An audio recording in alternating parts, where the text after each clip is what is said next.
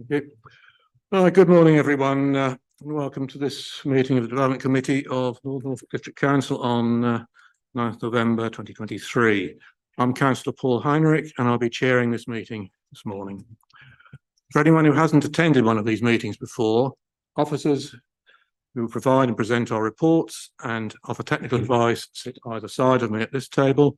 In front, in the central area, sit the members of the committee who'll be making decisions on the items on the agenda. If I could ask officers to introduce themselves, please. Good morning. My name is Jeff Lyon. I'm the Development Manager. Thank you. Good morning, Malice Walker. I'm Planning Officer. I'm Lauren Gregory, Democratic Services Officer.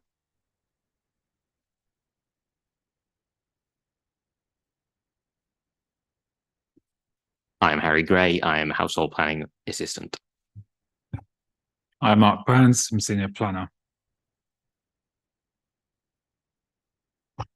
Fiona Cruxton, Solicitor to the Council.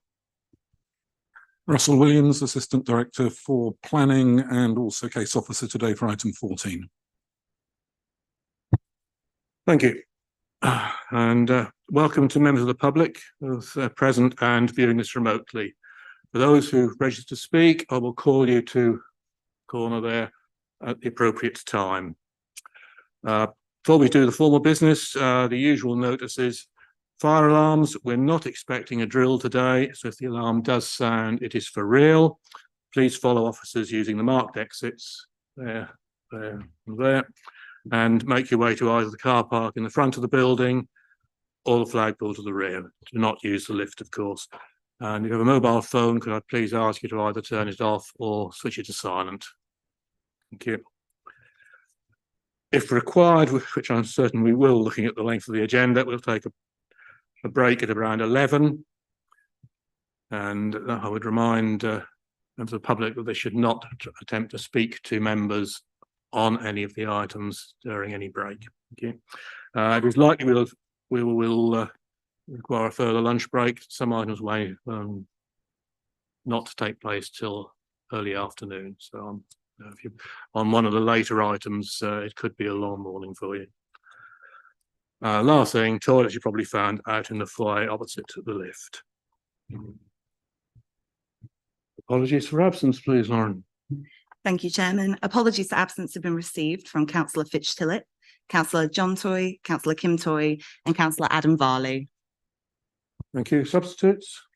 Councillor Jeremy Punchard is present as a substitute for Councillor Fitch Tillett, and Councillor Luke Patterson is present as a substitute for Councillor John Toy. Thank you. Item 4, minutes of the last meeting. If we can just quickly run through them for accuracy. Page 1, 2, 3, 4, 5, 6, 7, 8, 9, 10, 11, 12, 13, 14, and 15. Thank you. There are no amendments. Councillor Brown. Good morning, everybody. Thank you, Mr. Chairman. Yes, I've had an appeal from the Apostrophe Society again on page 6, Roman 10, halfway down, gazebos. Don't know what the plural spelling of gazebo is. I'm afraid I'm not that much of a grammarian in that respect. I'm sure that minor amendment can be made. Are we here content to accept those as an accurate record? Please shout. Thank you. Right, let's move to items of urgent business. I have none. None received. Thank you. 6, order of business. We will take the order as on the published agendas. Item 7, declarations of interest. Councillor Holliday. Thank you, Chair. As the ward member for 12 and 13, I am predetermined and I won't take part in the debate. And I won't be, well, and I will not be voting. Do you intend to remain in the room, or will you leave those items? I can stay in the room. Okay, thank you. Thank you. Councillor Lelwyn. Yeah, I'm ward for Trench, and as regards the application 23/1531, I will be abstaining for the vote and not speaking. Thank you. Item 8, first substantive application. Munsley, PF 230843. Remodeling a bungalow in Beckmeadow Way. Officer Walker, would you like to present? Good morning, members. Yep, this is application PF 230843 to remodel a bungalow in Beckmeadow Way to form a 2.5-storey dwelling with attic rooms. The dwelling is located within the settlement boundary of Munsley in a designated residential area. Therefore, the principle of development is considered acceptable in this location. These slides just give you an idea of context as well. So it's located, Beckmeadow Way is just located off the top of the high street. The existing dwelling is a 1.5-storey chalet bungalow with habitable roof space. The dwelling as existing provides 3 bedrooms. In terms of design, Beckmeadow Way provides a mixed street scene of generally large detached properties set in generous plots. However, the architectural style and materials are mixed. This slide shows the proposed block plan. The proposed development would use the existing footprint of the chalet bungalow, which is set in a generous plot, and the boundaries, as you can see, are fairly well treed. The proposed floor plans show the existing garage will be included within the ground floor to create a larger sitting room. The first floor provides 4 bedrooms and bathrooms, and 2 further bedrooms and a bathroom are proposed in the attic space. The proposed elevations show the proposal maintains a similar style to the existing chalet bungalow, and the design and materials proposed are broadly considered acceptable. Slide 10 shows the street section. The proposed alterations would result in the property being akin to the height of number 6, although you can see as the street slopes slightly, it would sit slightly higher. In terms of key concerns, we've received several letters of representation, and concerns were raised largely in relation to amenity issues. The main concern being that the development would be overbearing on the neighbouring property number 4. The proposals would increase the property from a 1.5-storey dwelling to a 2.5-storey dwelling. Notwithstanding this, the property is set away from the boundary to the east, with the increase in height also being stepped from the property at number 4, with the 1-storey garage before stepping up to 2 stories with a partially hipped roof. Whilst the property would be taller than the neighbouring chalet bungalow at number 4, it's set slightly further back in terms of building line, and given the orientation of properties and the stepped height increase and the existing boundary treatments of mature trees and hedging, there's not considered to be a significant adverse impact in terms of overbearing and overshadowing. A condition requiring the attention of the existing trees and hedging along the boundary would also be included, as this would help soften visual impacts of the proposal from the highway. The 2 bathroom windows on the rear elevation would be considered conditioned to be obscure glazed, as with the bathrooms on the 1st and 2nd floor. Concerns were also raised from opposite neighbours regarding the roof dormers, resulting in a loss of privacy. This has been assessed using the North Norfolk Design Guide, which requires primary to primary windows to be separated by at least 21 metres to avoid loss of privacy. The dormer windows on the front elevation would be at least 22 metres from the boundaries of the neighbouring properties, and so slightly further to their windows. The attic room dormers on the rear elevation are also some 20 metres from the rear garden boundary, and therefore the separation distances between these windows and neighbouring properties is far greater. Furthermore, concerns were also raised regarding potential noise pollution as a result of the proposal and potential to be a holiday let. Whilst the development would increase the property from a 3-bedroom dwelling to a 6-bedroom dwelling, there are not considered to be any significant impacts in terms of noise pollution. The proposal is for a residential dwelling, no change of use has been submitted, and the applicant has further stated the property would continue to be used as a residential dwelling. Whilst the proposals would result in number 2 being one of the larger properties in Beckmeadow Way, this is not considered to be out of character for the area given the other large detached properties in the street. There are not considered to be any significant negative impacts in terms of overlooking, overbearing and overshadowing, subject to conditions relating to obscure glazing, maintaining the well-treed boundary. In other respects, subject to conditions, the development is considered to accord with the relevant policies, and approval of the application is therefore recommended, subject to the conditions as listed there. Thank you. I have no town or parish speaker registered. I have one objecting speaker, Mr. Simon Quilter. You can come to the microphone, please. You'll have 3 minutes to speak from the time you begin. No, from the time you start speaking.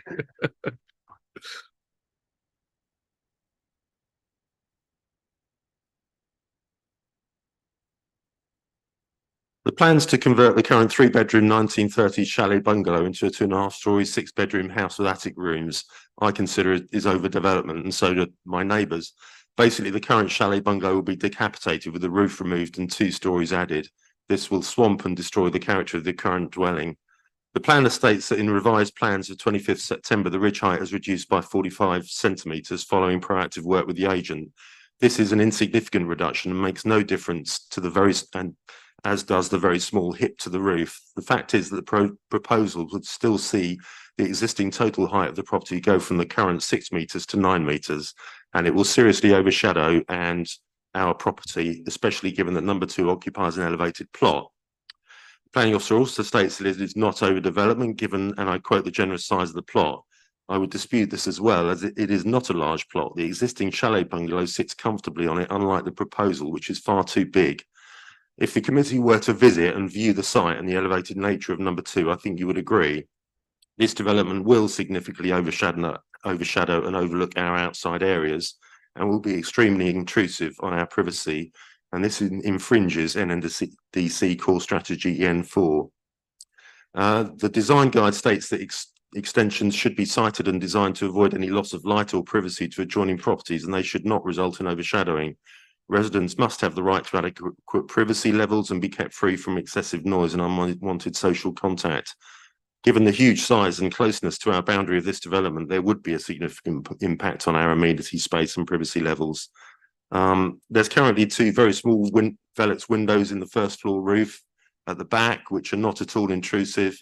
And the officer has observed that there'll be 2 2-metre high Juliet balconies, which are akin to a window looking down the garden. But the fact is that you can get a view from those, we'll be able to get a view from those 180 degrees over our entire area as well. And also it's been said that there's no concerns over noise pollution and that it's a residential property. Well, it is currently a second home and has been for 17 months. And the owners may state that they will live in the property, but this is at the moment speculation. It'd be worth checking your council tax records if you want to verify that. We suffer, as we've said, as has been said, noise pollution at the moment from the 2 large holiday homes at the top of the property. Up to 20 cars can park up there, blocking the access onto the high street. This is only going to exacerbate that with the increase in cars. There'll also be a significant loss of biodiversity when the front garden is removed for the parking, for which I think that contravenes para 3.3.14 of the NNDC core strategy. And given the elevated site of number 2, the hedge line at the front of the property bordering our own will offer very little screening from the new development. This is exacerbated at the rear. Only a week ago, quite a lot of the hedging was pulled out from the rear bordering us. So we're just going to get overlooked even more. And there's a huge increase in fenestration. Sorry, Chairman, that is 3 minutes. 18 windows to 28 windows. Okay. Right here.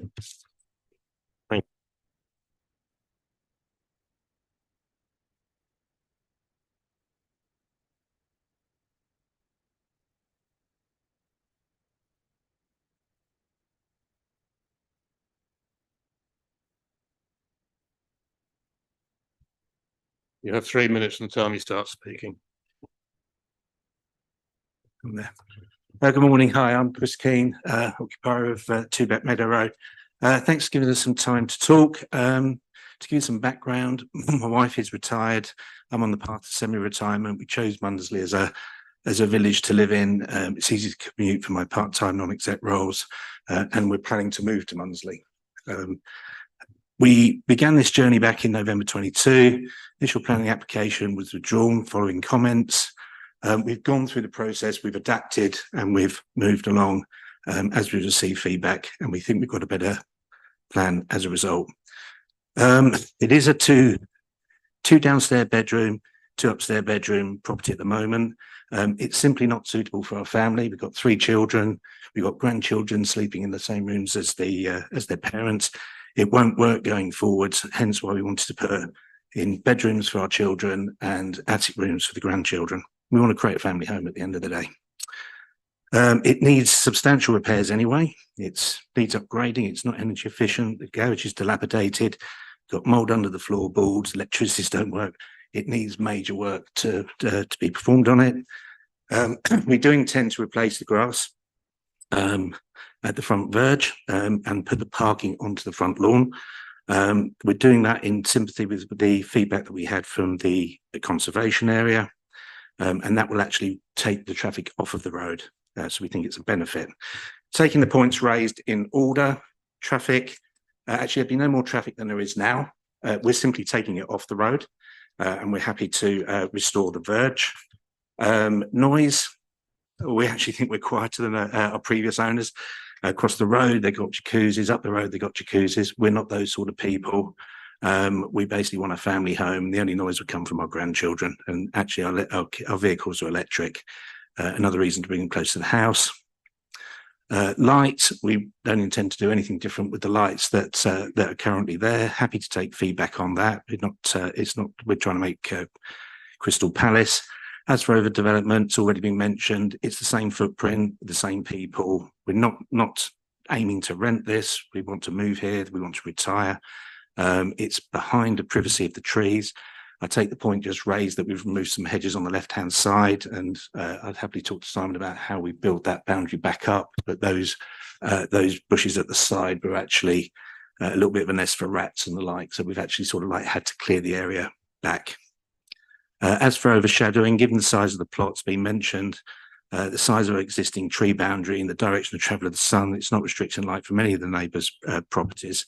Our amendment to plans will actually have already reduced the expected ridge height in response to these concerns. The attic windows don't overlook our neighbours opposite. You can't see through those trees. And as been mentioned, it's a long way away. I'm happy to take any feedback on frosting any windows as appropriate. Finally, we just want to build a house that's energy efficient and comfortable for our family to live in. By doing this plan, we bring it up to date. I was 2 sentences short. Okay, thank you. 3 minutes is difficult sometimes. Right, local member, Councillor Fredericks. Good morning to everybody. Good morning, members as well. I'm a resident of Mundersley as well. So I love the way that Mundersley is a community. And I think planning should be about community. I think planning should be about housing need. This is a bungalow, a chalet bungalow, which is 1.5 stories, which is a vital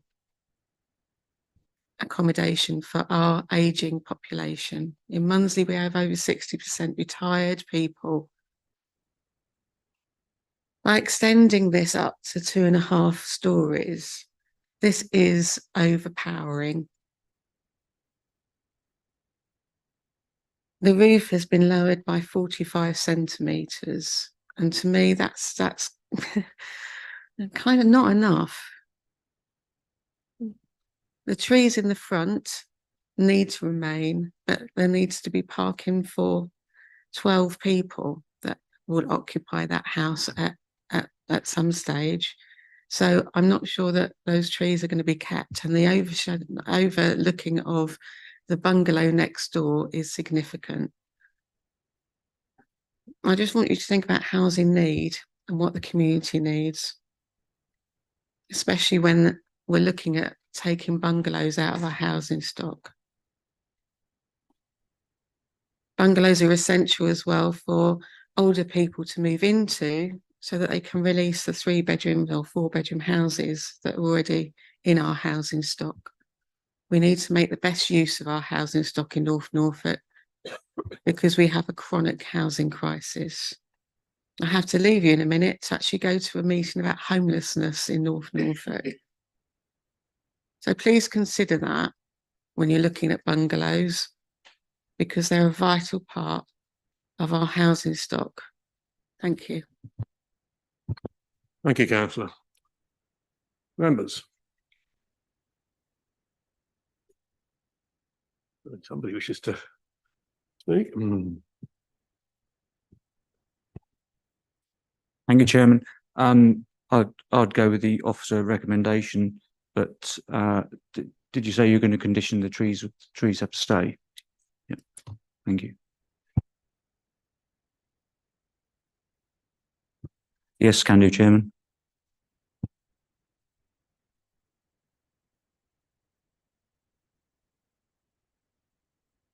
Thank you, Mr. Chairman. Councillor Fredericks talked about housing need on a very theoretical basis. The gentleman came up and talked about his very real need to develop a family home. As somebody with 9 grandchildren myself, I'm wondering how I'm going to squash them all in this Christmas. I have deep sympathy with him, so I'm very happy to second that proposal. Thank you.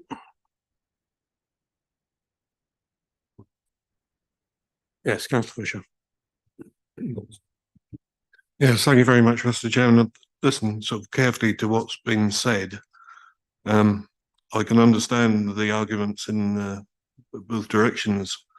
I am happy to see the conditions, including item 4 and item 8 especially, and item 7 with the hedgerows and the bird boxes and the glazing stipulations, which gives me a little bit of feeling of hope. And so I will be voting for the proposal. Thank you. Yes, councillor Holiday. Thank you, Chair. I think it was mentioned that this proposed dwelling would be the same height as the, is it number 6, the one with the chimney? But in fact, it would appear to be the same height as the chimney, top of the chimney, but higher than the actual roof height. Is that correct? Can you bring the drawing up, please? Yeah, sure. It's because of the elevation. So in terms of built height, they're the same. From the drawing, the street section below is probably not visible, but in terms of details, the numbers on the ridges are the same as 6 and 4, 6 and 2. But it's because of the elevation, it would sit higher. Is there anything further to add, councillor? Okay. You're all rather quiet today. If there's no further comment, then we have a proposal from Councillor Patterson, seconded by Councillor Vickers, to accept the officer recommendation, which is for approval. Thank you, Chairman. Councillor Beattie? For. Councillor Brown? For. Councillor Fisher? For. Councillor Hankins? Councillor Heinrich? For. Councillor Holiday? Against. Councillor MacDonald? For. Councillor Mancini Boyle? For. Councillor Neverway? For. Councillor Patterson? For. Councillor Punchard? And Councillor Vickers? For. That is 11 votes for, 1 against. The vote is carried in favour of the officer's recommendation for approval. The application is approved. Thank you. Next item, Sharrington, PF 231352. Another variation on one we have seen previously. Officer Walker again. Hello, members. So yes, application PF 231352, which is for an agricultural workers dwelling and associated agricultural storage building on Bale Road, Sharrington. Just to make members aware, since the report was published, I've received amended plans to address landscape and conservation design comments, which have amended the proposed materials, omitted a window, and increased boundary tree planting. The application site is located on Bale Road and is accessed to the south from Brinton Road. Just to give some wider context and an aerial view. The site is located within the Sharrington Conservation Area.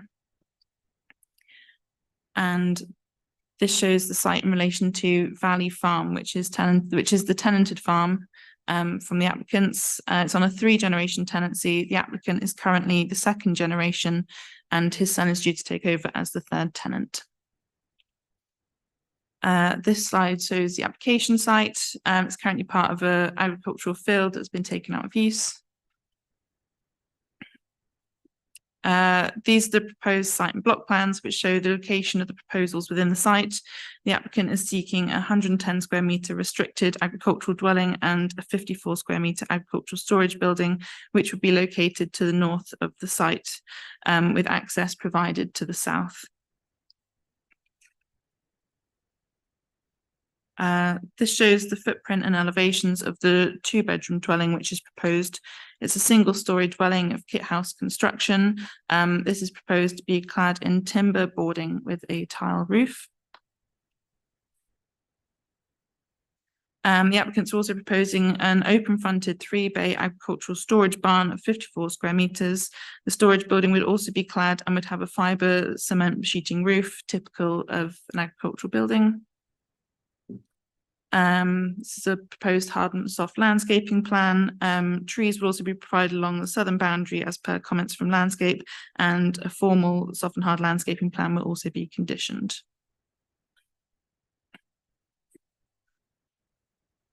In terms of key issues for consideration, the principle of development is based on policy H05.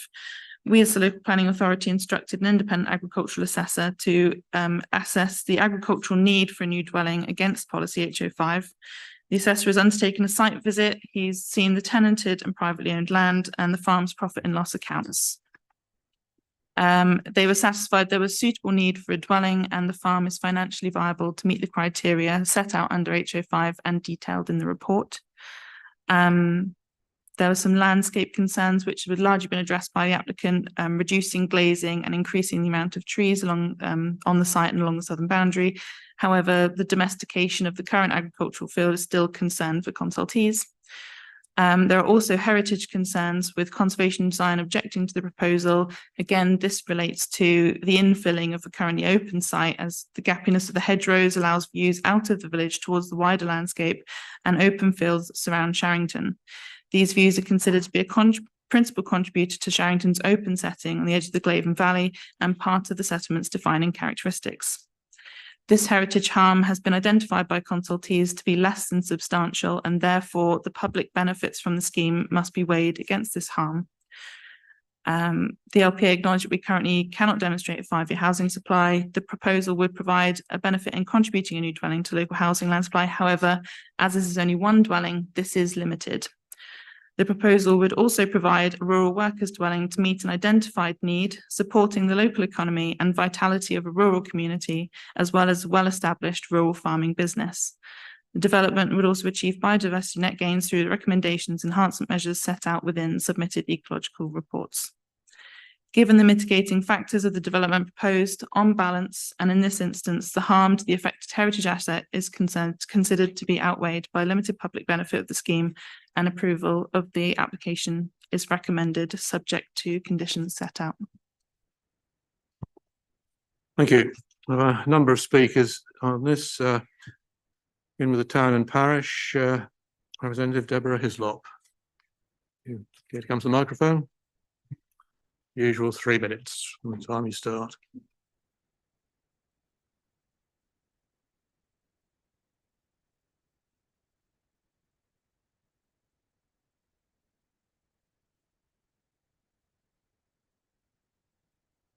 Unfortunately, due to the extremely short notice for this committee meeting, Parish Council has not had time to discuss the recommendation nor the agricultural report.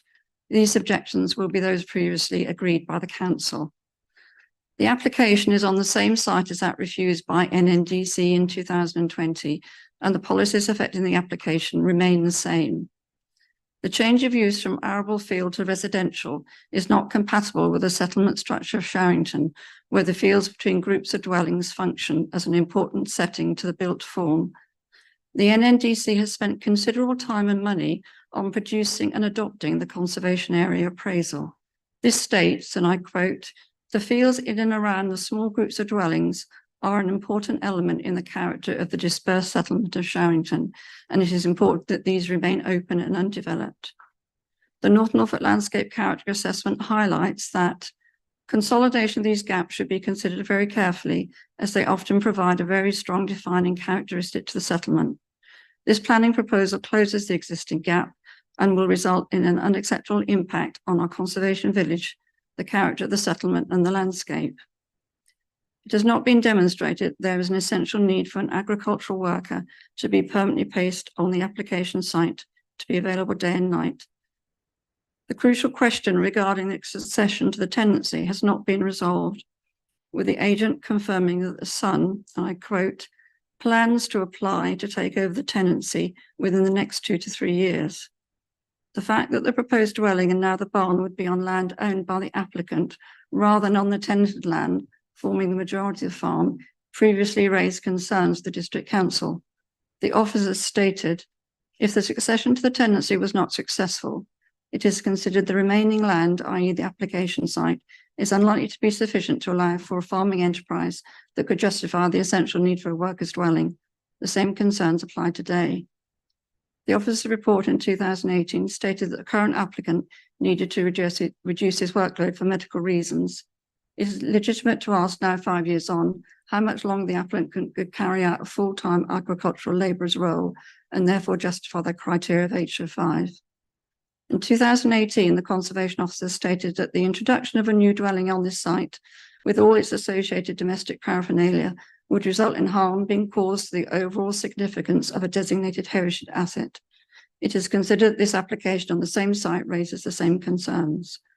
The harm to the character and appearance of the Sharrington Conservation Area is not outweighed by any public benefits. The loss of the field to a residential dwelling could not be said to preserve or enhance the character and appearance of the conservation area. Thank you very much for listening.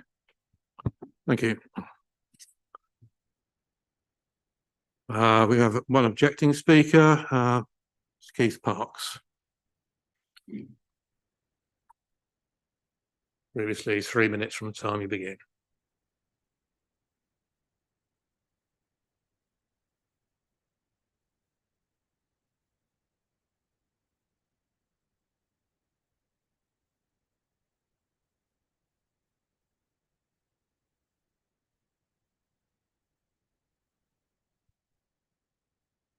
I'm pleased to see so many familiar faces when I was here last time in 2020. Coincidence, 9th of January, today 9th of November. You may well remember my parting remarks. It's hard to believe that an estate agent, and this is the son before with application, wanted to don a pig man's overalls and become a pig farmer. You agreed and did unanimously reject the application. We're here with another extraordinary story of a farmer who lives in a 10-bedroom farmstead with alterations, a barn converted 3 times, private school, all with LPA and landowner consent. So he states he needs additional accommodation built. It gets better. Then the eldest son told you his father was entitled to remain in the farm after retirement as he has a lifetime tenancy. There's only 26 of the 99 years agreed tenancy to run. He stated he had a succession plan in place, stating he couldn't find a place locally he could afford. The last of the first generation family member died, leaving the residency vacant. What then they did next beggars belief. The son bought that residence, which would have served the father's answer to retirement. The son finds 492,500 and buys it, removing it from the so-called plan, telling the villagers he no longer has anything to do with the farm. Now we have a new application, this time from the present tenant who holds the tenancy, claiming the dwelling is for a worker, telling you he, that is the farm tenant, is now only an agricultural worker and needs an agricultural worker's wooden bungalow kit built. not in keeping with the village. Trouble is, his name is on the Valley Farm tenancy with 26 years to run.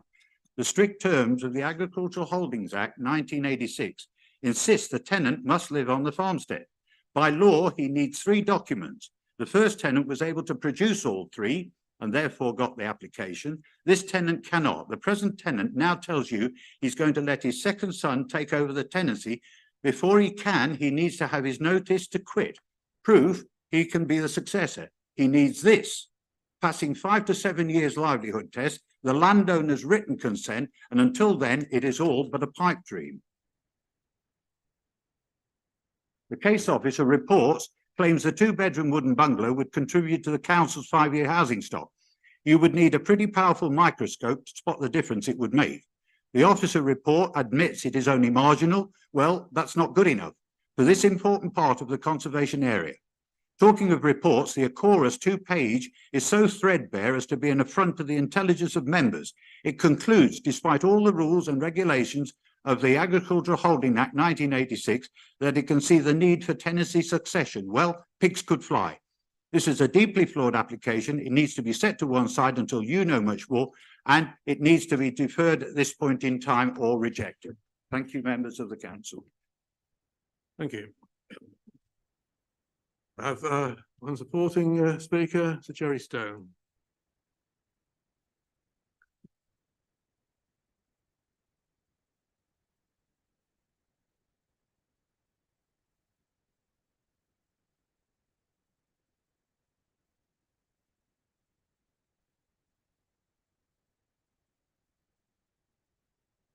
Thank you, members. We've heard some very emotive and powerful speeches just then. Could I respectfully remind you that we are here to consider this application on this merits and what is in front of you and not what went before. We did put a previous application in, which we went to the parish council and we listened to their concerns and we withdrew that application. We worked with the planning officers and we changed the way the site was laid out. It is rather a large red line for a small bungalow, but the reason for that is because there's a lot of planting and mitigation involved and hedgerows. The conservation officer describes the hedgerow as rather a gappy affair, which we would contend, and there are some pictures of the hedgerow. There is a gap in the hedge at the moment, which is to be filled in because that's the field access, and the access to the site will in fact be moved out of the conservation area, which is only just touching to the site. The conservation officer accepts that the development is acceptable on balance. The landscape officer refers to the recommendation for trees. This has now been included. The double height glazing that was referred to has been removed. The render that was referred to has been replaced by cladding. We have done everything that we can to try and appease most of the people and do what we can. Can I just remind you that planning decisions must be plan-led. The officer has said that this policy is HOU 5 compliant and is supported by that. It's also supported by paragraph 80 of the National Planning Policy Framework. The council's own agricultural worker, assessor, has assessed this bungalow as being necessary for the continued use of the building. There are no alternative dwellings close by. You heard a very emotive speech by one of your members earlier about the need for bungalows, about the ageing population, and about the fact that families need family homes. And I think that was really emotive and very pertinent to this. These people,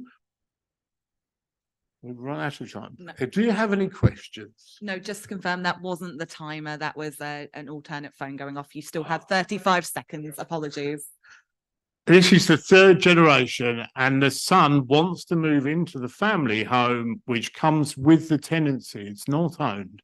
He can move into it. He has children, and he wants to carry on the farming business, which is really important. When you look at food mileage, you know, it's really important that we keep our food production locally. It's only 110 square meters. The barn has been reduced considerably in size from what we first applied for, having listened to the parish council. The access has been moved and the gap in the hedgerow, which you can just see down where the car That is is time. is now being closed. Thank you, members. Local member, councillor Brown. Thank you, Mr. Chairman. I think we would all like to determine this application on the agenda today, but I fear we are in a difficult position due to the timing and listing of the application on the agenda today. I speak as the chair of the Planning Policy and Built Heritage Working Party, and I've spearheaded over the last 18 months initially the Glaven Valley village appraisal, and now the rural area appraisal for the Glaven Valley. Now, unfortunately, if the proposed appraisal is adopted within 2 working days of this council on Monday at the next working party and recommended for approval to Cabinet on the 4th of December, not only will 15/20, I forget the exact number, percentage area of the site be within a conservation area, the whole site will be in the conservation area, as large as it is, and I'm not conceding for a minute, it's necessarily accepted that it should be so extensive for landscaping purposes, not for a minute. So I'm afraid this buy one, get one free, a property in the barn chucked in, is something that we can't consider today because it would be dangerous to do so.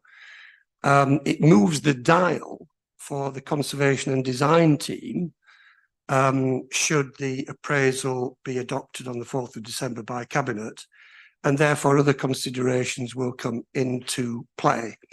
What I suggest it would do is it would actually improve the importance of the harm that the dwelling will do and the barn will do to the area, and therefore diminish the argument that it will help the 5-year land supply. And I've got to say that issue of public good to outweigh the harm that the conservation and design team seem to think this, if approved, will result in, is very thin gruel. It's almost a technical argument in terms of the benefit it would deliver for the district in general and the village in particular, if this application were to be approved. So my fear is this: as a committee, we have to be careful how we arrive at decisions, regardless of what we feel the outcome might or should be. And therefore, I fear for the soundness of any decision taken today, and that in effect, this application will not get a fair trial if it is proceeding and it's decided today. And I therefore propose that we defer this application until the Glaven Valley rural area appraisal, which will affect 80% or more of this site in terms of its designation, is adopted, which will be, I hope, on the 4th of December. And therefore I move to defer, I propose it, and I invite you, Chair, to ask for a seconder. If that is not carried, I would like to reserve the right to speak to the application if it proceeds, but I hope it won't, Chair. Thank you. It would be appropriate if to bring you back if required. Yes, are you wishing to second? Yes, I'm willing to second that. What Councillor Brown's already said. I agree with him. We need to look at this on long term, not just now. Okay, thank you, Councillor Beattie. Okay, we are now debating Proposal to defer. Anybody else wish to speak? Councillor Vickers?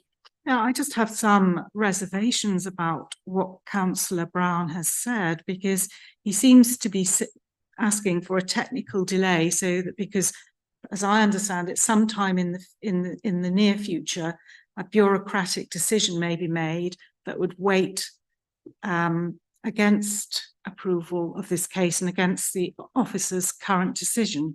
Is my understanding of that correct? Certainly my view is that we've been working on the Glaven Valley conservation proposals for a considerable time. They've been through a number of public consultations and they are now about to be finalised. And they are relevant to the consideration of this application. Whether members think minor changes on the boundaries are sufficient is another matter. I'll ask officers to comment. Yeah, it's an unusual situation where you have a piece of land that already is in partly in a conservation area, but then could be included in a wider the Glaven Valley conservation area. So it's an unusual circumstance. You don't have it happen very often. I suppose in planning terms, it's considering what's the impact of that change in designation for the site. So we've already picked up in the report that your duties under Section 72 of the Conservation Act are brought into play by the fact it's in a conservation area. Now, as the conservation officer has set out, it's a matter of, in his view, it's a less than substantial harm issue. So we're not talking about substantial. And if we were talking about substantial, we'd probably be talking about a different recommendation to you as a committee. But it's a less than substantial harm planning issue. And you have to weigh that harm against the public benefits of the proposal. So in this case, it would be looking at the agricultural need that we consider has been demonstrated and any other public benefits. Now, of course, you have to weigh that against the harm. And actually, if the harm were to change by virtue of an additional designation, that could change the balance of how much public benefit you may need to outweigh that harm. So, but technically, it isn't in the new conservation area. But yeah, one might say actually we should recognise the fact that it is very far advanced in terms of that review of that conservation area appraisal. So. We certainly could defer to seek a view from our conservation officer in terms of what, if that scheme is in the conservation area, the Glaven Valley conservation area, what change does that make to his recommendation, and in particular the weight that he might attribute to heritage harm, because you would need that as decision makers to assess the public benefits soundly, because obviously you need to make sure you're confident and understanding what the benefits are and the disbenefits are. So yeah, we could certainly do ask that view from our conservation officer. I'm not sure what the recommendation is in terms of other points that have been raised today, whether the members would be seeking further clarification on those points. As officers, we are content with the advice that we've received, but obviously there are views that have been expressed today that cast doubt on some of those assumptions that have been made by the applicant. But I'd welcome the committee's view on that particular point. Thank you.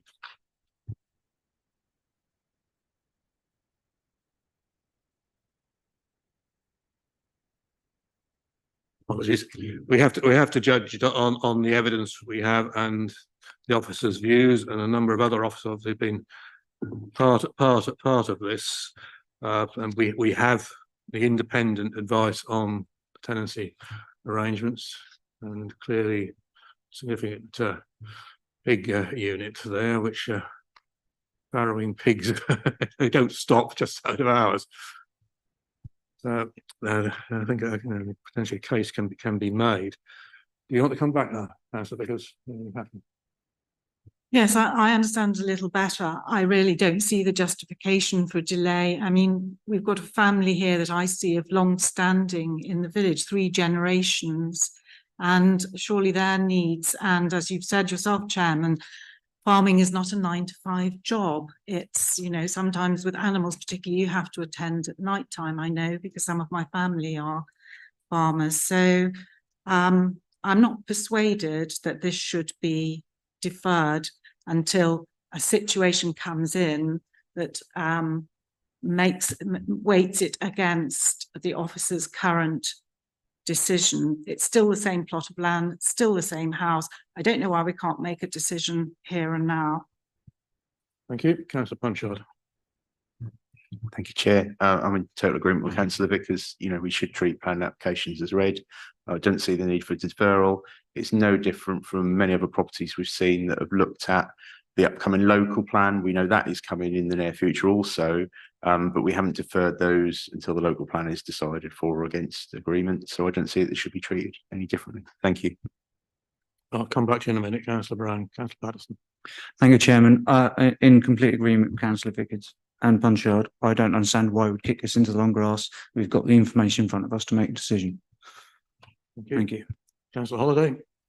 Thank you, Chair. But with the emerging local plan, we are being encouraged, aren't we, to use the emerging local plan policies that have been decided to carry significant some weight at the moment. So this has been in the Glaven Valley Conservation Area, has been in discussion for a long time with a strong feeling about it, and I think it should carry some weight. So I would agree with Councillor Brown on this one. Thank you. Yes. Thank you, Chairman.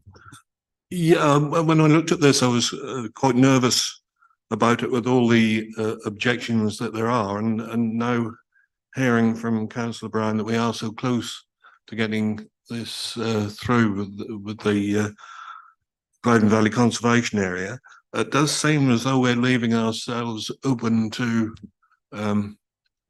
discussion, good or bad, if we don't just wait for another few weeks to have all the information about us.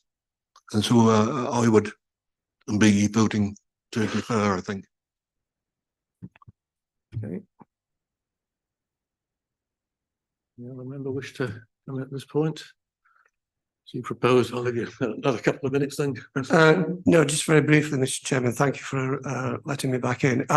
In fact, Councillor Holliday has made exactly the point I was going to make, that there is a similarity here between the emerging local plan, where we have actually already resolved on the working party and in cabinet to adopt certain policies which are a given, as it were, in the local emerging local plan before it is actually made and adopted later on, which will take us into next year.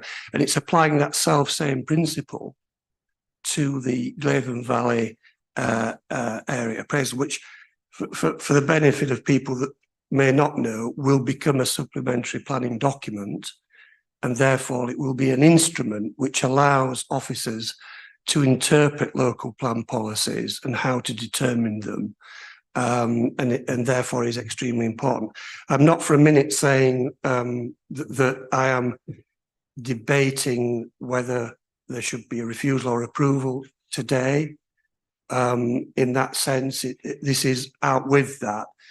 I am concerned here about soundness of process, and we're opening ourselves up potentially to a judicial review if we make a decision today. And I don't think the members of this committee want to be in that situation. They really don't need to be in that situation for the sake of a 4-week or so delay. Thank you, Mr. Chairman. Can I just say something? I am a bit concerned about the lack of mention of the Glaven Valley Conservation Area appraisal and its imminency regarding its potential adoption, and whether or not due weight has been given to that. Thank you. Very useful. Russell, do you want to add anything? We'll move to a vote. No, I think you can move to a vote from my perspective. Personally, I think the risk of judicial review being successful is light, but I hear what Ms. Croxon has just said. Thank you. Yes, Councillor Mancini-Boyle. My concern with this application really is what I've heard. If we defer this application, is that detrimental to the applicant in the future? Because it seems to me that applications should be judged on the day and not because some policy is coming forward. I'd just like some clarification on that, really. Well, as I tried to say, I mean, that the introduction of an area into the Glaven Valley Conservation Area that wasn't previously into it would bring into play an additional heritage consideration that isn't currently in play. So you could argue that the applicant would be to a detriment because they're having to consider weigh additional issues in favour to outweigh the additional harm that might be impacted by being within a wider Glaven Valley Conservation Area. So that's with any policy that comes into play. There's always a point in time where you transition from one to the other. I suppose in this case, it's making sure we have a sound planning decision that can be relied upon, because if one grants permission and there's doubt, then that's not helpful for the applicant either. But we'll leave. I think you've got the point really on terms of the harm to the applicant.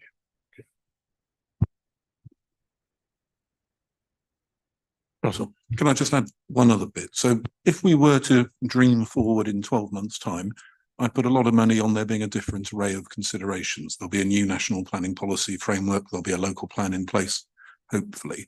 I think the point Councillor Brown is making is there is a known thing coming round the corner that is in the public domain that we have a set of wording about that's been published for a meeting that he is chairing on Monday next week that might then lead to Cabinet. And whilst that won't automatically mean officers take a different view on recommendations, it would mean that would get a bit more weight in the balance. So it's not an automatic given that the recommendation will change. The report will change a bit, assuming that document that Councillor Brown referred to is adopted in due course as anticipated.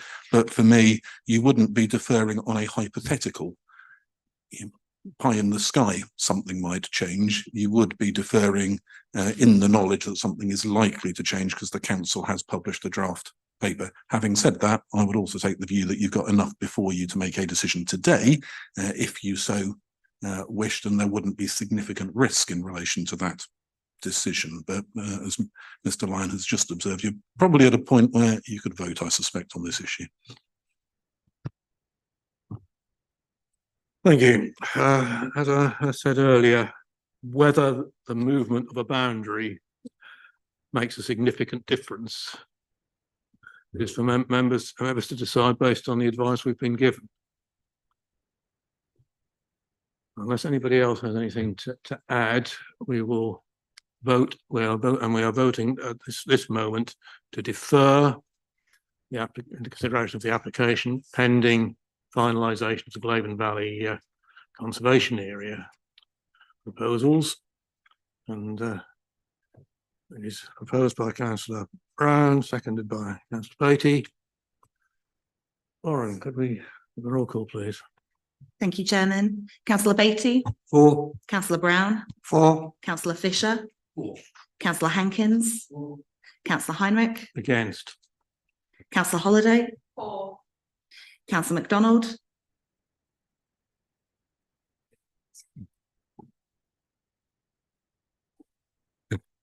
Councillor Mancini Boyle. Against. Councillor Neverway. Against. Councillor Patterson. Against. Councillor Punchard. Against. And Councillor Vickers. Against.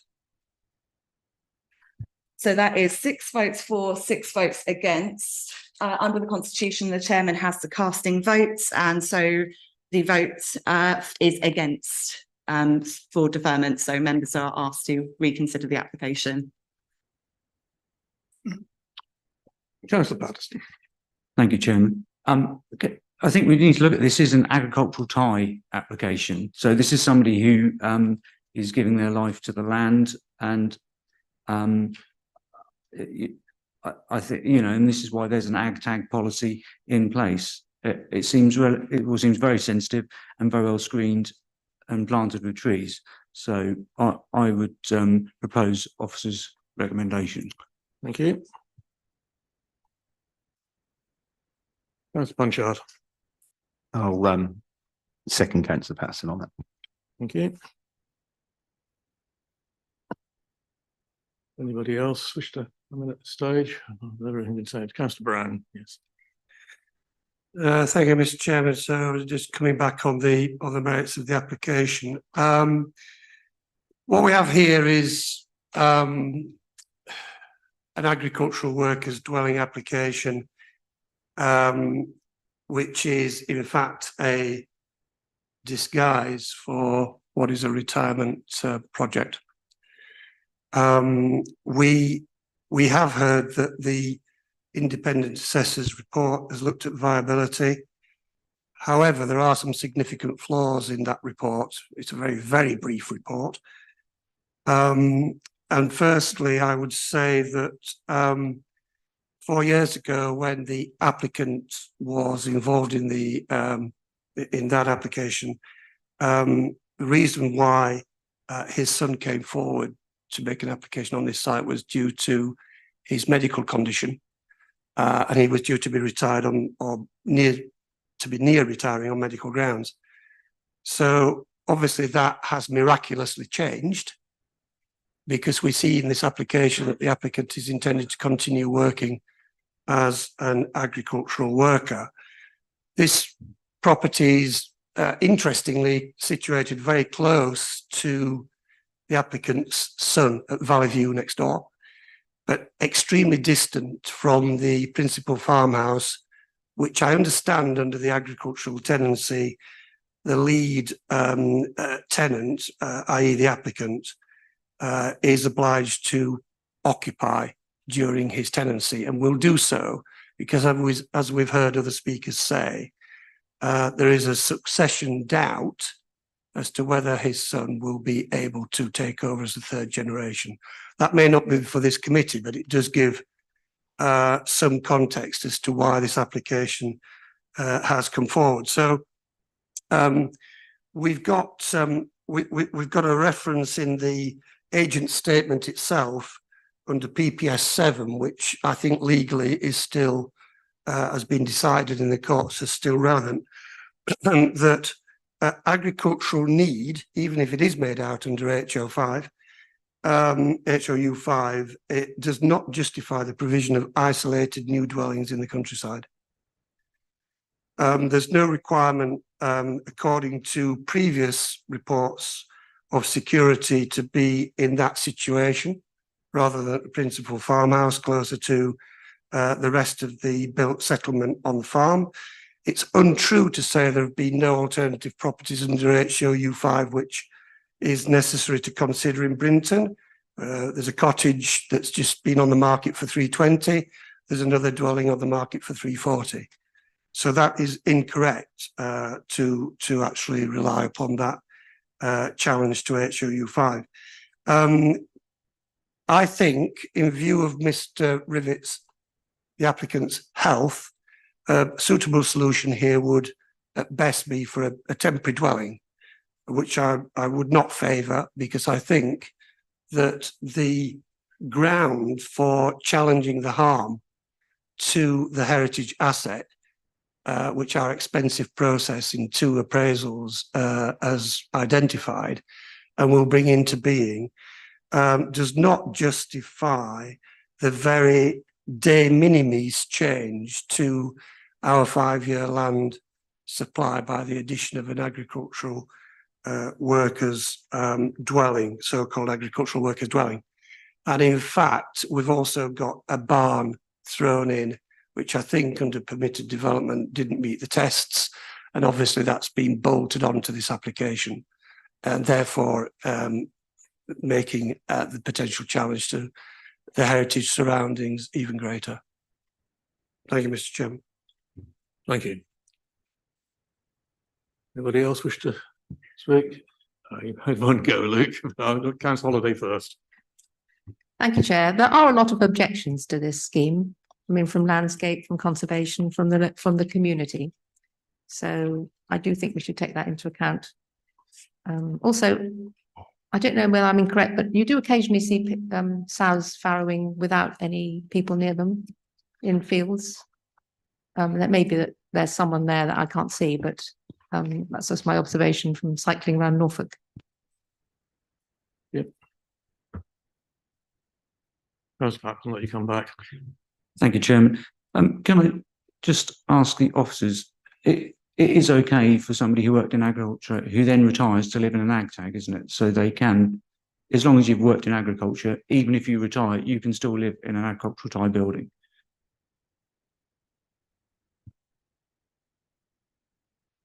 Obviously, it depends on the wording of the occupancy restriction, but if that includes people who were last employed in agriculture, then yes, that would allow someone who's retired to live in an agricultural type property. Thank you. Thank you. Anybody else? Yes, that's another way. Yeah, unless I've completely lost the plot, environmental health haven't responded to a request for information. They hadn't at the time of writing the report, but I think they've provided no comments. Right. Thank you.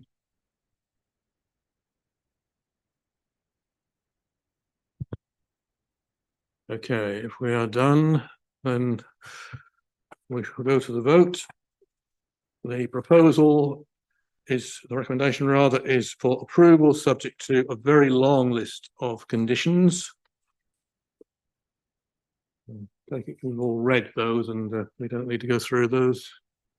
Any questions on them?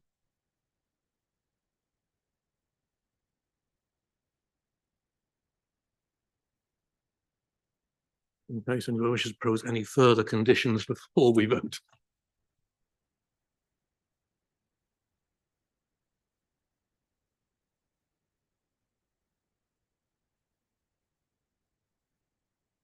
In which case, we'll go to the vote, please, Lauren. Thank you, Chairman. Councillor Beattie? Against. Councillor Brown? Against. Councillor Fisher? Against. Councillor Hankins? Councillor Heinrich? For. Councillor Holiday? Councillor MacDonald? Against. Councillor Mancini Boyle? For.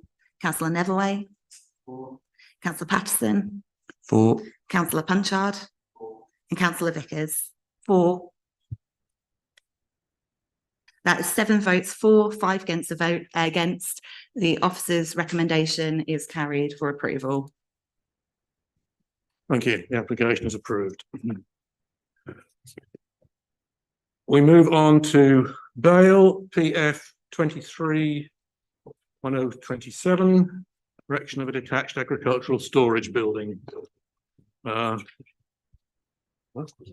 change. All right, yeah. Officer Brands is moving to the front.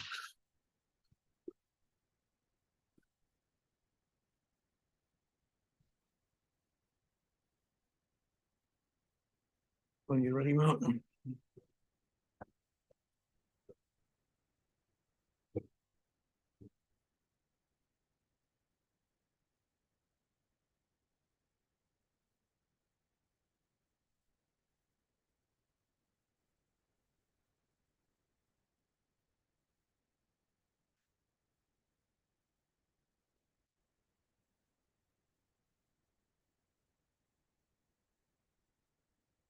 So the application is at Oak Farm, Sharrington Lane in Bale. Proposal was for the erection of a detached agricultural storage building and brought before members at the request of the local councillor, given the level of public interest in the proposal. So this is the application site. And so this is an aerial of the site. So to the northwest, you can see the outline of where the proposed new storage building will be sited, and the sort of additional tree planting associated with the use of the land as an orchard. These are the proposed floor plans and elevations of the barn. So the materials will be similar to those present on the village hall, which we can see on the next slide. So this is a view from the streets and the village hall. So there'll be similar sheeting material on the proposed barn. You can see a bit of the site through the post and rail fence in the distance as well. So this is another view from within the site. So this is looking towards the southeast of the site, where the land sort of slopes down, and say to the south part of the site is within the conservation area, but the site on the barn is outside of it. And so the nearest neighbouring properties and the access is also down to the southeast.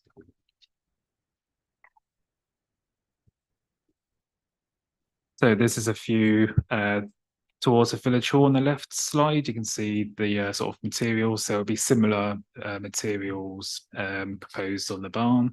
And the right photo is a view to the northeast with the orchard, and there'll be additional orchard planting going within this area too.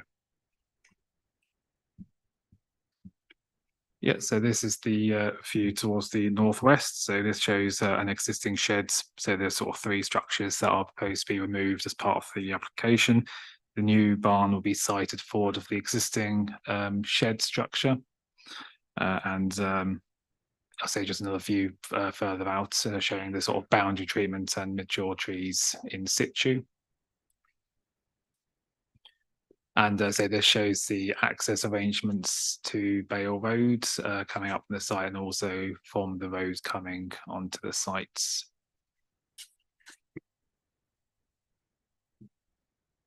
And this, as I say, there's just another view towards the north of the site, again, just showing the sort of mature trees and hedgerow around the field boundary. So some of the key issues raised with this have been highway concerns, but I say there has been no formal objection from the highway departments. Scale of developments, on balance, as set out in the report, is considered acceptable and justification has been provided. And the impact on the character of the area and environment. From the consultations, there have been no objections from the conservation team or the landscape team, with some enhancement from additional planting, promoting sort of the local environment. So the recommendation is approved, subject to the conditions as set out in the officer's report. Thank you. Thank you. We have no town or parish speaker, no objecting speaker, one supporting speaker, Mr. Simon Pegg. If you need to come to the microphone.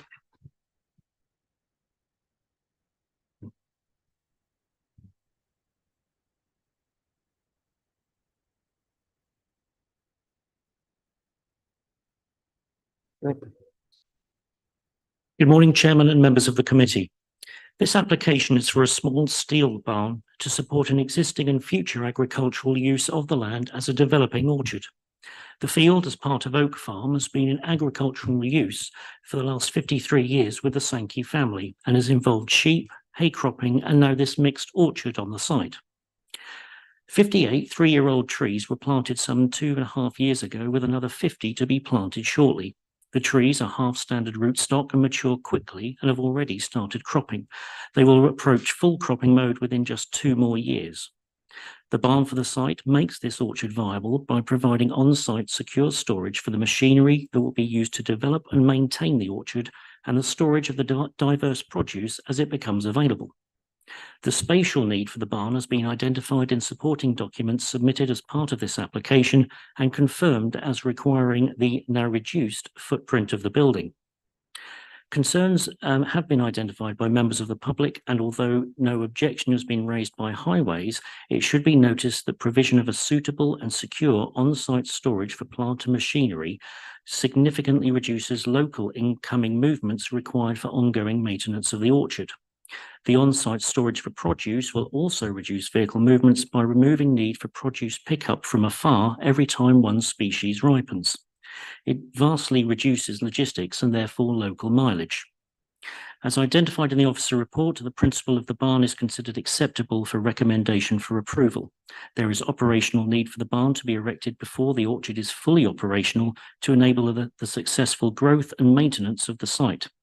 The local authority has been provided with a business case, and the position, materials, form, scale, massing and design are all considered acceptable under policy EN4 and provisions of the NPPF. Should the recommendation for approval be taken forward by committee, the suggested conditions set out in the officer report are agreeable to the applicant and are seen as essential to secure the character and visual amenities of the area.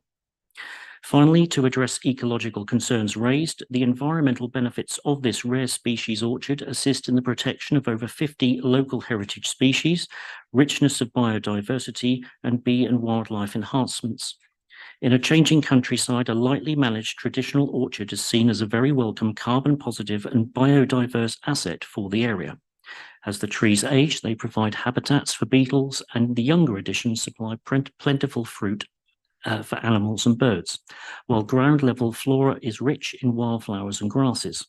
We believe this is vastly preferable to yet another intrusive agricultural activity on the field, which could be far more intensive and monocultural. NNDC has a tree and orchard planting scheme aiming to achieve 110,000 tree target to enhance the district. It's believed that this.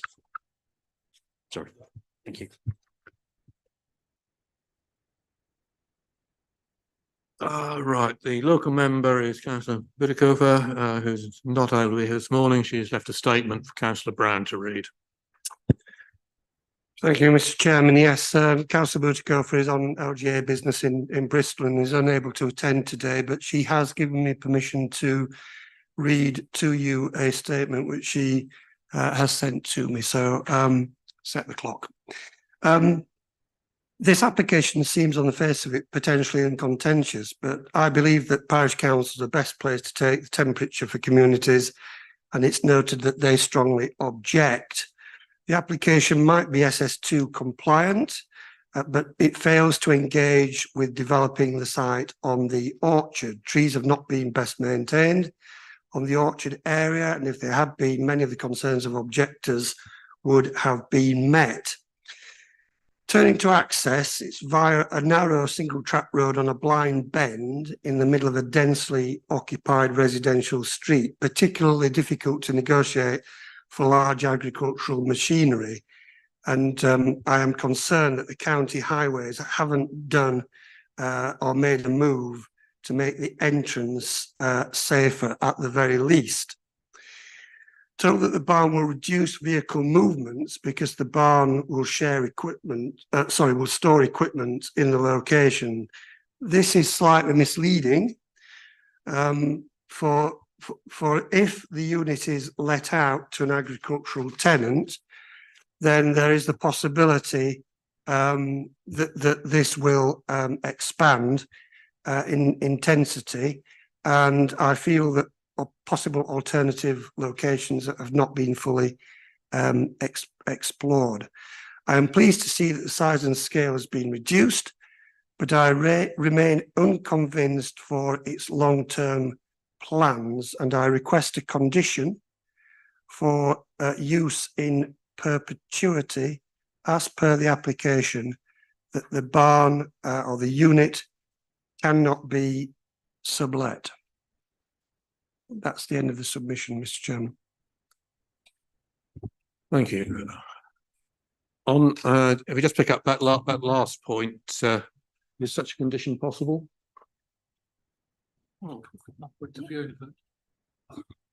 Yeah, I would think so.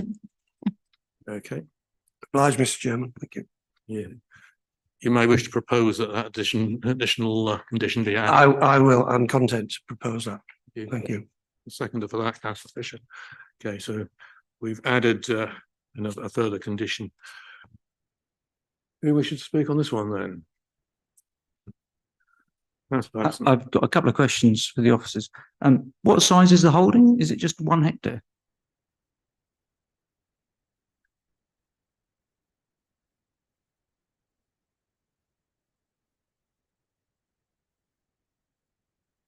So the barn would relate directly to the land, so that's the red line area. I haven't got the size directly in front of me though. Is this their entire holding, this just over 2.5 acres? It would just relate to the outlined area in red to relate into the orchards proposal. So it would just relate directly with the land outlined in red. They have got a wider agricultural holding, but that would be separate from use of the barn.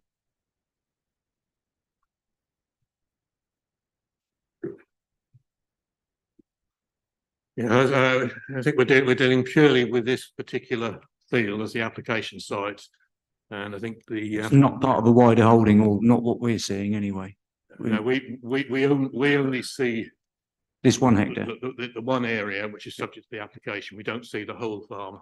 Okay, and the second question I had was, do you need to have planning to turn an arable field into an orchard? No. Okay. I know, so just planting, because obviously you're still using it for agricultural produce and use, so you wouldn't need it just for that. It's, as I say, the proposal is technically just for the building to be used in association with the proposed orchard use. So the red line just shows the outline area of what the building would relate to. So you wouldn't actually need it for actually an orchard per se.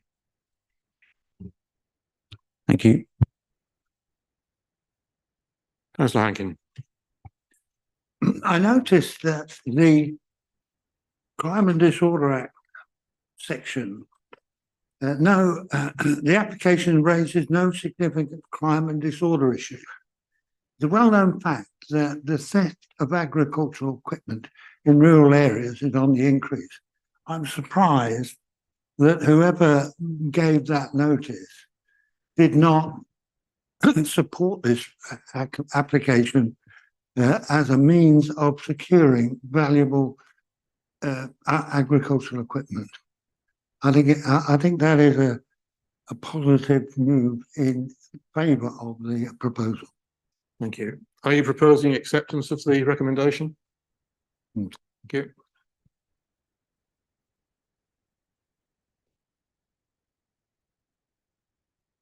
Anybody else?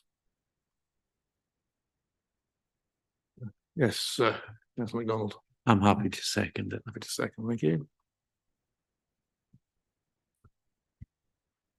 There are no further discussions are warranted. Proposed by Councillor Hankin, seconded by Councillor MacDonald to accept the recommendation before us with the additional condition. Laura. Councillor Beattie. Or. Councillor Brown. Or. Councillor Fisher.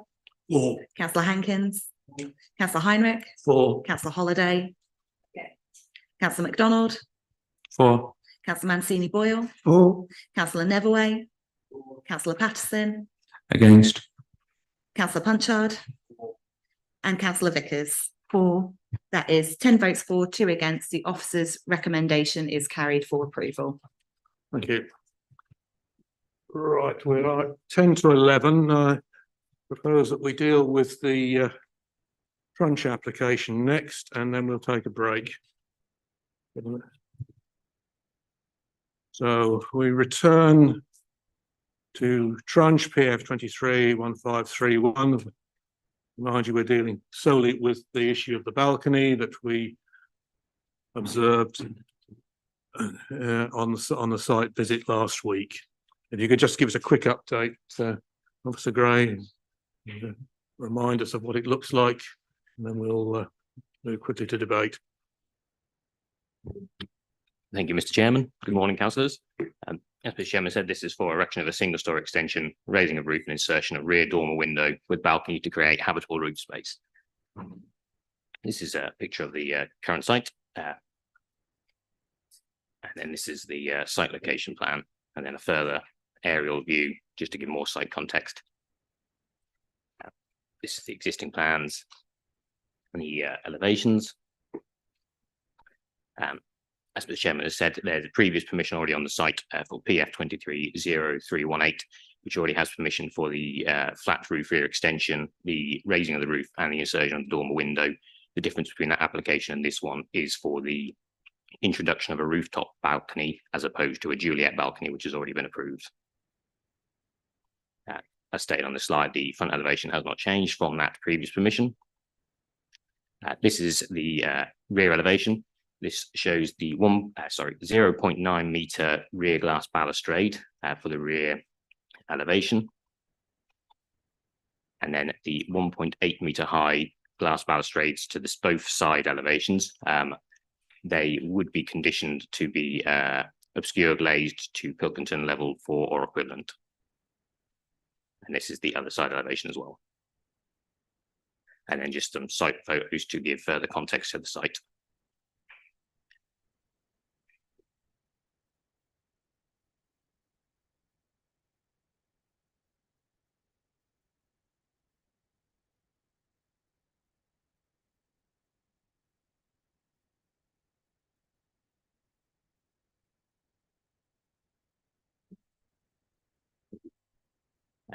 These are the key issues within the report for the application.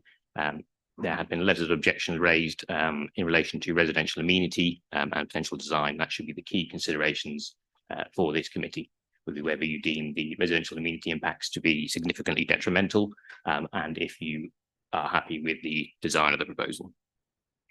And the recommendation would be for approval, subject to the conditions listed below. Thank you. Thank you. I think most of us present were on the site visit. So who wishes to speak on it? Councillor Brown. Sorry, Chairman, just to interrupt, we do have some registered speakers Oh, we do? in attendance. Oh, we still do. So my apologies. Revisiting something from a previous meeting. No Town of Parish, objecting David Holton, please. Sorry about that.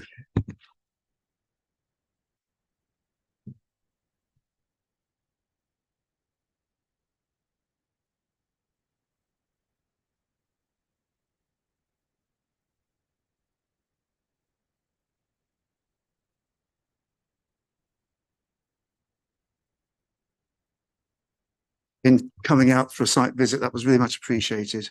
I'm speaking on behalf of ourselves and Mrs. Briggs. We are neighbours on either side of Mayfield, and we both object on grounds of loss of privacy and overbearing. We are very worried about this amendment to the original development, and we'd just like to point out our concerns. We are not unreasonable, and we made no objection to the permitted developments with the Juliet balcony, but the amendment to an outside balcony is a significant deviation from this. There are no balconies built out onto flat roof extensions in Trunch Road, as mentioned in the officer's report. In fact, an application for a balcony was made 3 properties down from Mayfield on the 9th of October 2020 at Trunch Lodge. This was amended from a roof balcony to a Juliet balcony to allay concerns in terms of amenity impact by the on advice of the NNDC planning officer at the time. A roof balcony is not in keeping with the domestic street scene and would definitely set a precedent for the area in our road. The balcony is not modest. You will in fact be able to see the balcony glass from the roadside and from Mrs. Briggs's front garden. The top of a 1.8 metre by 3 metre glass panel will reach to a height of 4.89 metres above ground level by our property. Overall, there will be over 14.5 square metres of frosted glass, which is an awful lot of glass in my view. And it is in fact a raised platform. This will be seen from both gardens and from Mrs. Briggs's kitchen windows. This will be very overbearing. I would like to point out there's been no consultee support for this application at all.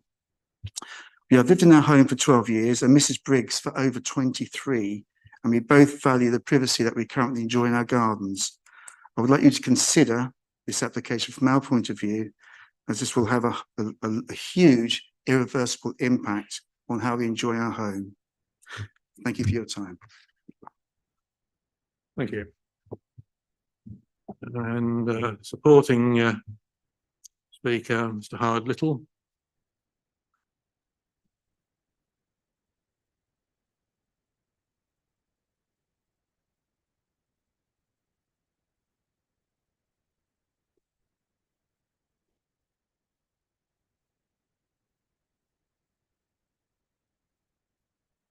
Good morning, everybody. I'm Harry Little and I'm speaking in support of Mayfield. Thank you all for visiting our property last week. We hope you'll agree that there are no legal or domestic reasons not to grant permission. Balconies are becoming very popular and desirable additions to houses, and there are several newly constructed nearby, 4 in fact. We are quiet neighbours and we will not create any extra noise or light simply because we have a balcony. The balcony will only be accessible from the master bedroom and would only be used as a place of relaxation and not entertainment. The design of the balcony will protect both our neighbours and our own privacy, and indeed it will not be visible from the street outside. Our bungalow is overlooked by 2-storey houses on either side. Since the inception of our application in February this year, we have altered our plans on no less than 4 occasions in order to accommodate our neighbours' objections. They have not moved to compromise one compromise with us on even one occasion. We are now aware there may be an issue regarding willow trees in the gardens of Brookside that may possibly have to be felled as it may be unsafe or dying. We are confident we can provide suitable additional screening from our garden. We have sought advice from the Romantic Garden Nursery in Swannington, who can provide a solution. Would also like to add, since the last development committee meeting when our application was deferred, our Brookside neighbours have been cutting down vegetation and tops out of trees, both in their gardens and Pippet Rise garden. This has gone some way to lessening the screening effect of the natural vegetation. Is this the action of people trying to protect their privacy? At the last meeting, Mr. Holm, and again at this one, suggested that we have no support from the neighbours regarding our project. This is simply not true, and I've spoken to several neighbours who are supportive of our plans. These are elderly people in their retirement, and I advise them not to get themselves involved. Any extra light emanating from our balcony would come nowhere near the harsh light emitting from the lantern roof on Brookside's extension. The objections from the parish councils regarding the objections from Trunch Parish Council should be treated with caution, as two of the main objectors to our plan are members of the said council, and there is a sound possibility of bias, non-intentional or otherwise. The Munsley Parish Council supported our first application for a larger balcony and staircase, but surprisingly objected to our revised plan of a smaller balcony and no staircase. So we hope to be able to enjoy a peaceful retirement, having utilised our property to its full potential. Thank you very much. And obviously, I can answer questions if you have anything you need to ask me. Right, Councillor Netherway, you don't wish to speak, I tell you. Thank you. Councillor Brown and Councillor Massey. Thank you, Mr. Chairman. This is pretty straightforward for me. I think the essential feature of this is intrusion into privacy in respect of the neighbouring properties and the effect that this application, if approved, would have on it. So I'm just reading from the from a report here on a previous item. Policy EN4 sets out development proposals should not have a significantly detrimental effect on residential amenity of nearby occupiers. Residents have the right to adequate privacy levels and to be kept free from excessive noise and unwanted social contact. I've seen the report that noise is stated not to be an issue and will not be excessive. I'm not wholly convinced by that, so I will be proposing that we don't accept the recommendation from the officer for approval. We have to deal with the recommendation in front of us first, Councillor, as you're well aware. Yep. Councillor Sweeney Boyle. Thank you very much. Thank you, Mr. Chairman. It's pretty straightforward for me. There's a massive house either side of this property, and it's actually quite refreshing to see somebody who's actually put an application forward without wanting to double the size of the house or triple it. You know, so I don't actually think they're looking for the moon. You know, and also the fact that they've listened to what objections people have had and have sort of gone along with it. I'm happy to propose this application. Thank you. How's the holiday? I thought from the site visit it was rather intrusive actually to the neighbours, despite the obscure glazing. I thought it, the size and the height and the height of the glazing, and I thought that the neighbours would be disadvantaged by it. Thank you. Thank you. Councillor Hankins. Mr. Chairman, having had the privilege of visiting the site and understanding the situation, it would appear that the major objection would be that alternative adjacent properties are overlooked. I would like to commend the work that has been done by the officers and the applicant in minimising any sort of harm that would come from overlook. So I would certainly vote in favour of this proposal. Yeah, secondly, then. Thank you. That's Fisher. Thank you, Mr. Chairman. Yes, did take advantage of the viewing last week, and I have to say it looked to me as though the only overlooking could be straight down the garden, which wouldn't give a view to either side. As for the noise that could emanate, I understand that the only access is through a bedroom. I don't think there'll be a likelihood of too many congas going through that bedroom and over and onto the balcony. So I'd be happy to go with the officer's proposal. Thank you. Anybody else wish to speak? Ah, yes, councillor McDonald. I also took advantage of the site visit, which clarified a few things for me. I think the two houses at either side are far bigger, like councillor Mancini Boyle said, and I don't see it as an issue, so I'll be supporting the officers. Thank you. Are we all done then? Let's go. Here we have proposal by Mancini Boyle, seconded by councillor Hankins, to accept the officer recommendation. Let me go to the vote, please, Ron. Thank you, Chairman. Councillor Beatty. For. Councillor Brown. Against. Councillor Fisher. For. Councillor Hankins. Councillor Heinrich. For. Councillor Holiday. Councillor MacDonald. For. Councillor Mancini Boyle. For. Councillor Neverway. Councillor Patterson. For. Councillor Punchard. And Councillor Vickers. So that is 9 votes for, 2 against and 1 abstention. The vote is carried for the officer's recommendation for approval. The application is approved. We'll adjourn for 15 minutes for a short coffee and comfort break. We can have everybody back about 20 past, and then we will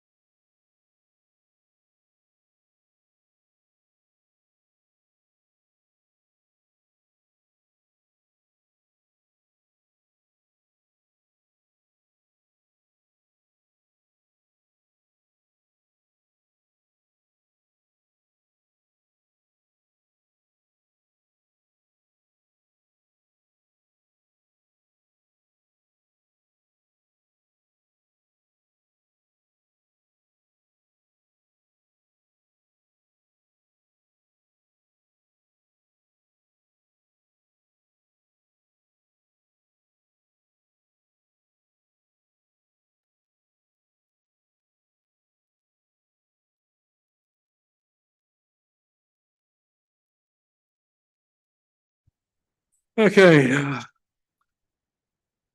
We'll now proceed with item 12. That's Webburn PF/23/0999 in Station Road. Officer Rubin, I believe you're presenting. Thank you, Chairman. Good morning, everyone. So this is item 12 on the agenda, presented on behalf of Officer Anna Nash, which is application reference PF 23/0999 for the demolition of a single-storey side extension and the erection of a new two-storey side extension with connecting single-storey rear extension. So here we just have the general site location plan and the aerial plan. As you can see, the property is on the end of a terrace of 3 residential properties, by and large within the centre of Weybourne, and generally surrounded by existing residential properties. Just a wider view of its location within the village, and then on the left-hand side you can see a photo of the existing property with an existing single-storey side extension.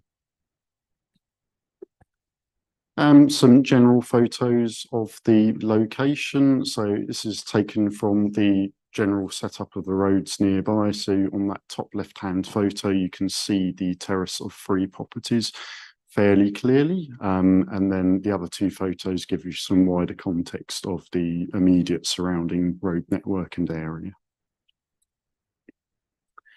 So this is the existing plan of the end terraced property. So you see all the elevations there, and you've got the existing side extension, which is relatively extensively glazed on the side. And this is the plans as originally proposed for some context. So these plans were initially not accepted by officers. As you can see, they proposed a large number of roof lights, some black cladding on the first floor, and a flat roof arrangement on the main part of the extension. The next plans show the plans that are currently now in front of you proposed to be approved, which are, there's been amendments to those plans. So you can see the roof has gone up slightly in height. There's now a first floor window added on the front elevation. The black cladding has been removed, and the number of roof lights has been reduced as well, down to just 3. Here you just have the ground floor plan as proposed, extended living area, and then the first floor plan, you've got an additional bedroom with ensuite and an additional toilet. So the main issues in front of us are listed there.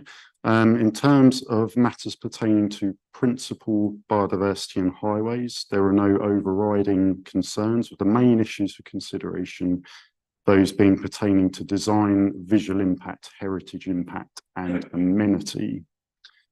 So turning first to design and heritage impact, in terms of design, the originally submitted plans, as discussed, were considered unacceptable in terms of their potential negative visual impact. One of the initial concerns raised by officers was related to the proposed roof style, as well as the excessive number of roof lights and the use of black cladding on the first floor, which is not a feature on buildings within the general street scene. These factors were considered to have a detrimental impact on the overall design, with the potential for less than substantial harm to the character and appearance of the Weybourne Conservation Area. To better align with the features of the existing cottages, a roof style similar to the existing was suggested for the 2-storey side extension. Additionally, the extension's front setback from the main dwelling was slightly increased, adding a better degree of subservience, and the black cladding removed and the number of roof lights reduced. Whilst officers acknowledged that the proposed development would, to a degree, alter the symmetry of the existing cottages, this has already been altered to an extent by the existing single-storey extension and through the approval of a sizable single-storey extension to number 1 Barnfield cottages on the other end of the terrace, to which there were no objections back in February. There is no objection from the Conservation and Design Officer based upon the revised design. Taken together, the extensions propose an addition of approximately 68 square metres, which marks a noteworthy 50.7% 8% expansion in floor space. However, it is considered that the proposed extensions would not result in a disproportionately large increase in the scale of the original dwelling and would not materially increase the impact of the dwelling on the appearance of the surrounding area, nor result in harm to the character and appearance of the Weybourne Conservation Area. A condition requesting specific brick and tile details is also proposed. So accordingly, it's considered that the development complies with policies EN4 and EN8 of the core strategy. Turning to amenity, it's noted that the garden to the east side of the host property is considered wide enough to accommodate the structure with a boundary fence separating the properties. The proposed fenestration arrangement has been considered and any potential privacy implications. It is not considered that the relatively small roof lights proposed, one of which would serve as stairwell, would result in any significant overlooking to neighbouring windows or garden areas. Although the proposed extension is sizable and would certainly be noticeable from the neighbouring property, it is positioned to the northwest of the neighbouring property and offset from the boundary. It is considered this is to an extent that could not be considered significantly detrimental in terms of any overbearing impact, nor would it result in any significant loss of light or overshadowing. Briefly touching upon landscape impact, the landscape officer has commented on the proposed scheme and found it not to raise any significant issues concerning landscape and visual impact within the AONB, noting that the property is positioned within a built-up part of the village with neighbouring properties. Accordingly, the proposal is considered not to impact significantly upon the AONB's special qualities and setting. Any concerns regarding light spill resulting from this development have been satisfactorily addressed for a significant reduction in glazing from 7 to 3 roof lights, and further noting that the previously existing single-storey extension was almost fully glazed. Accordingly, the proposed development complies with policies EN1 and EN2. So to conclude, the proposed 2-storey side extension and single-storey rear extensions are considered on balance to be acceptable and compliant with the relevant development plan policies. The design revisions have overcome the initial concerns raised by the planning officer and conservation and design officer, further to which is considered that the proposed development would not result in any significantly detrimental impact in terms of amenity or light pollution. Approval is recommended subject to 2 conditions. Thank you very much. Thank you. I have a parish speaker, Martin Brown. Martin, come to the front.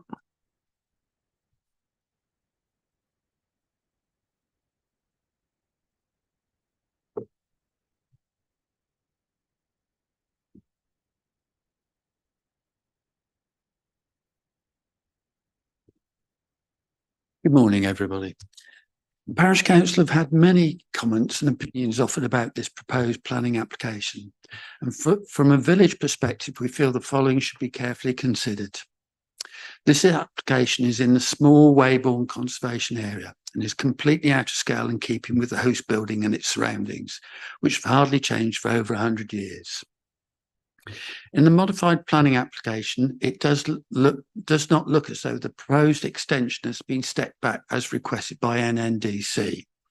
Also, it's not consistent with the planning consent that's been recently granted to number 1 Barnfield Cottages, which is stepped back by about 3 metres and where the height of the extension has been kept below the roof line, thus preserving the original look and feel of the Victorian cottages. It will be an overbearing sight to all who pass this way and will affect the neighbours by overshadowing them. In the North District Council Local Plan Development Framework section, it states, it also requires local plans to provide a mix of property types and sizes and a variety of affordable housing tenures, as well as meeting the needs of all the groups in the community.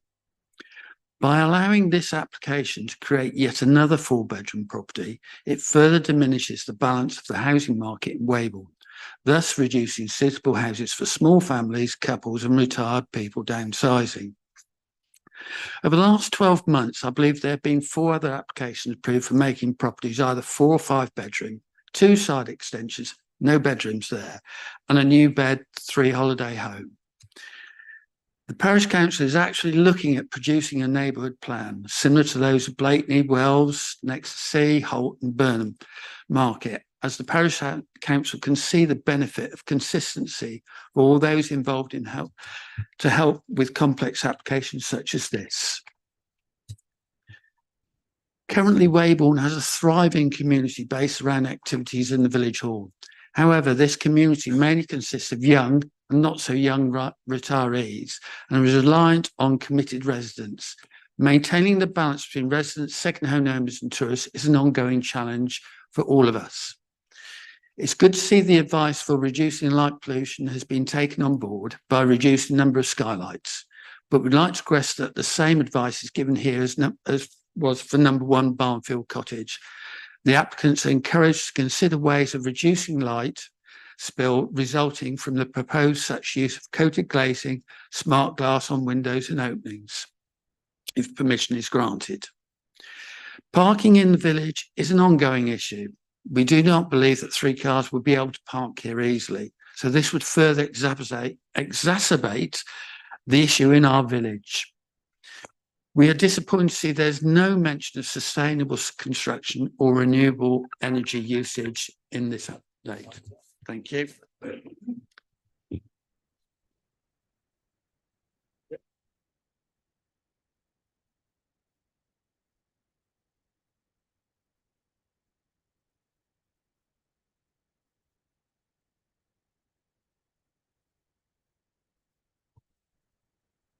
Good morning. I live in Ivy Cottage next door to said property, and though I'm most affected by this proposal, I'm also speaking on behalf of the 9 other neighbours who objected. Barnfield Cottages lie in a conservation area where consideration should be given to manage and protect the special architectural and historic interest of a place. The cottages are on the south side of Station Road, which comprise an unbroken and unspoilt stretch of historic buildings, creating a wonderful street scene that needs conserving. It consists of 4 early 18th century brick and flint homes, one of which is listed, 3 Victorian red brick cottage, and lastly a brick and flint terrace of 7 homes. There's a 1940s photo of the street, which you can see, hopefully. The facades of these buildings and the space around them have largely been left as the original builders intended, with little or no change in over 100 years. And in some cases of those houses, over 100 years. The only additions to those properties are rear extensions and some conservatories. This proposal is in breach of several policies, EN1 and EN2, protection and enhancement of landscape and settlement character, which require that any proposed landscape development must not adversely affect the character of the landscape. In addition, policy EN8, protecting and enhancing the historic environment, requires that development proposals, including alterations and extensions, should preserve and enhance the character and appearance of designated assets, other important historical buildings, structures, monuments, and landscapes. Approving this application will set a dangerous precedent that will give people into the future carte blanche to destroy this important street scene by doing what they wish to extend their houses. Second objection is based on overdevelopment. EN4 requires all developments to be designed to a high quality, having a regard to local context and preserving or enhancing the character or quality of the area. Additionally, development should not have significantly detrimental effect on the residential amenity of nearby occupiers in terms of loss of privacy, daylight, shadowing, and overbearing impacts. The architect's elevations are in isolation and do not show the impact on the site as a whole and the negative impact on Ivy Cottage. I think you can see from the first photograph the sheer scale of this extension, a 50% increase in floor area, a 48% increase in the frontal area to the front of the road. This will be noticed by everybody walking past and for me every time I go into my cottage. Okay, I know some of the discussions we've had earlier about disproportionality, about symmetry, about balance, they're all subjective. Okay, if you look at that, I really don't think that that's an appropriate extension to that building. The second photo is from the seated area in my garden. And what you see is the fact that this extension will come within about 2.2 meters from my fence at the closest point. It will cause shadow over my garden. The new first floor window will overlook the seating area in my garden, negatively affecting the privacy of my property and the enjoyment of my own private garden space. In very simple terms, the proposal creates an overbearing extension, almost the same height and width of the existing house. Thank you. We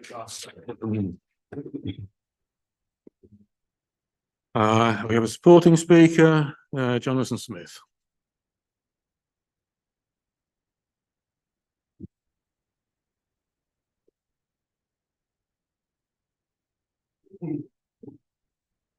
Good morning. My name is Jonathan Smith. My wife and I have been the owners of 3 Barnfield cottages since 2017, which has been our private second home since then. Our aim is to retire here permanently in 2026, making the property our main residence in this tranquil village that we have come to love. In order to make it our full-time residence, we want to make the property more practical. The staircase, for example, is incredibly steep and will be unsafe when we get older. I fell down it 2 years ago. Our intentions are to extend the property to provide a better layout with an improved staircase while providing a more modern style of living with low energy light fittings, high levels of insulation and air tightness, which far exceeds the existing property, dual flush sanitary systems and double glazing. Since submitting the planning application in May, we feel we've followed planning policy and taken on board the instructions from the planning officer and the conservation and design officer. Such revisions include, as you've heard, reducing the number of roof lights, increasing the number of sun tubes, stepping back the front and rear wall of the side extension to make it more subservient to the main building, introducing a frosted glass first floor window to maintain the balance of the frontage while being considerate to the privacy of residents in Chapel Farm Close, using materials that will be in keeping with the original building. We feel that we've always been sympathetic to the surrounding areas and have considered our neighbours in the design, though some changes were encouraged by the council. We originally intended to have a smaller proportion roof to keep the overall heights to a minimum to be more sympathetic to surroundings. However, the council insisted the roof construction to finish at a point to match the main property, which resulted in a larger overall height.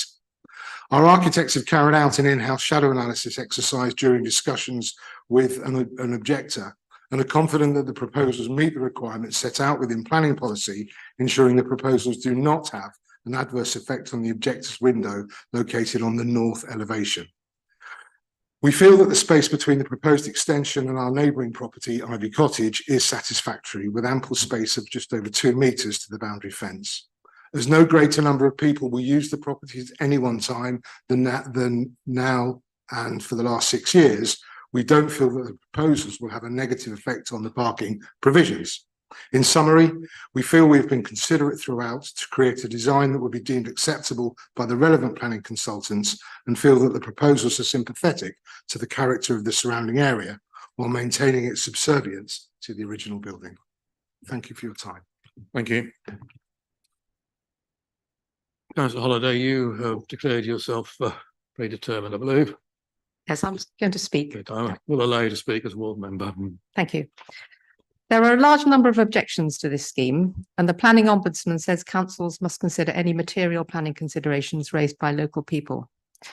So the chief material considerations raised by local people fall under overlooking or loss of privacy, loss of light or overshadowing, parking, and the effect on a conservation area. And I'm going to quote a selection of the objections.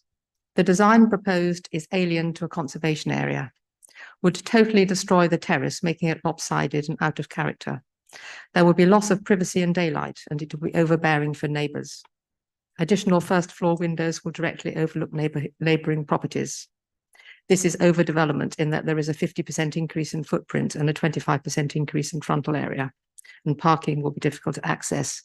Lauren, you were going to re-show the photographs that you just saw. If you could, that's lovely. You'll see from these images the size of the extension and the closeness to the neighbouring property. As he said, it's going to be within 2 metres from their fence. And it shows the scale of it and the overlooking for the neighbour's garden and the impact on his privacy. Local plan policy EN4, as you've just heard, but I'll remind you, requires proposal not to have a detrimental effect on the residential amenity of nearby occupiers, and that extensions be sympathetic in scale and mass with respect to the surrounding area and have regard to the North Norfolk District Council Design Guide. Local plan policy EN8 requires that the characteristics of conservation areas are enhanced. The NNDC Design Guide says that extensions in general should be of a scale which ensures the architectural character of the original building is not harmed and remains dominant, single story, best sited at the rear of the property, and sited and designed to avoid any loss of light and privacy to adjoining properties. This extension proposes an additional 68 square metres of floor space, which is an increase of 50%. Are the design guide recommendations being followed in this assessment? And I could say the same for the policy EN4, is that being followed? Can I just highlight the issue of parking, which is pre-existing? This corner of Station Road and Holt Road has 0 spare capacity for parking outside the plot. It is difficult to understand how these 3 parking spaces can be accessed, and there's nowhere else for cars to go. In summary, the community very reasonably objects on material considerations of overlooking or loss of privacy, loss of light or overshadowing, parking, and the effect of a conservation area. And I don't find this application conforms to local plan policies EN 248, HO8 and CT6, the NNDC Conservation Area Management Guidelines and the NNDC Design Guide. Thank you. Thank you. Members.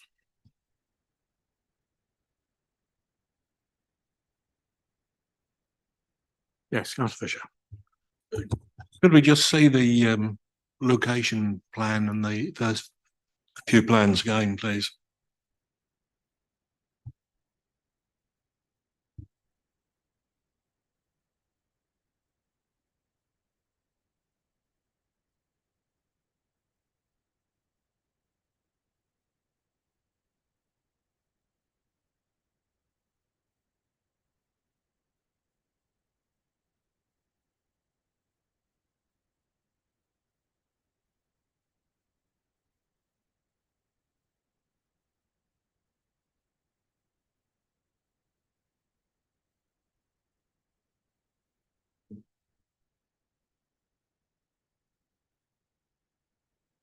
Yes, thanks very much.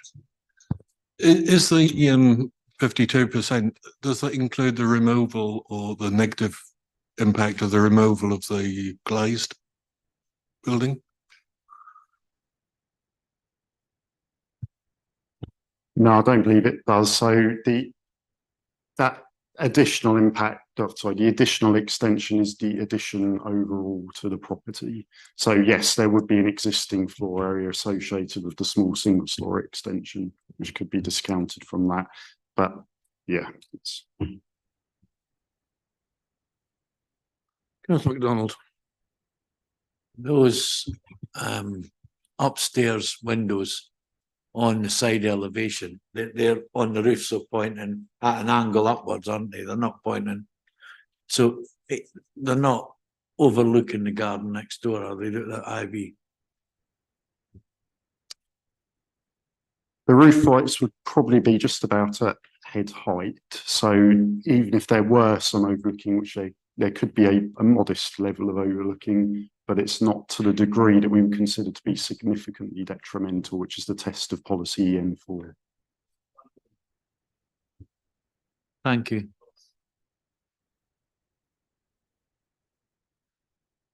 Okay. Councillor Patterson.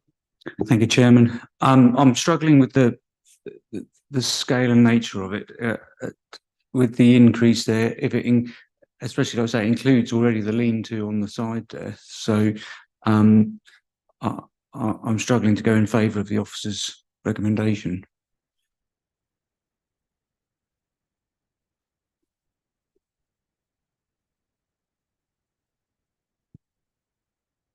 Could you comment on the EN2, EN4, EN8 issues, Officer Rubin? Seems to be a point a number of people have picked up on. So how would you like me to comment in specifically on it? What is the balance? You've come down in favour that these are met. How fine is that balance? I think it's certainly in terms of policy EN1 and EN2. So those two policies talk about AONB and landscape impact. So for us assessing it as officers, the property is in a built-up part of Weybourne. There are neighbouring residential properties. So in terms of the wider general landscape impact, officers are relatively content that it doesn't have a significantly detrimental impact upon the wider landscape and the AONB.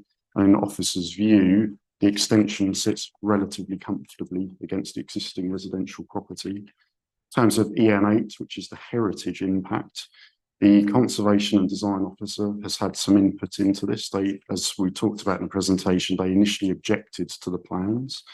Those plans have been amended and have had revisions made to them in terms of removal of the cladding, removal of most of the roof lights. It's left free of the roof lights, the roof configuration.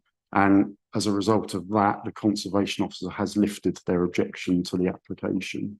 So in the conservation officer's view and the planning officer's view, there isn't any significant, well, there isn't any particular heritage harm that would arise from this proposal.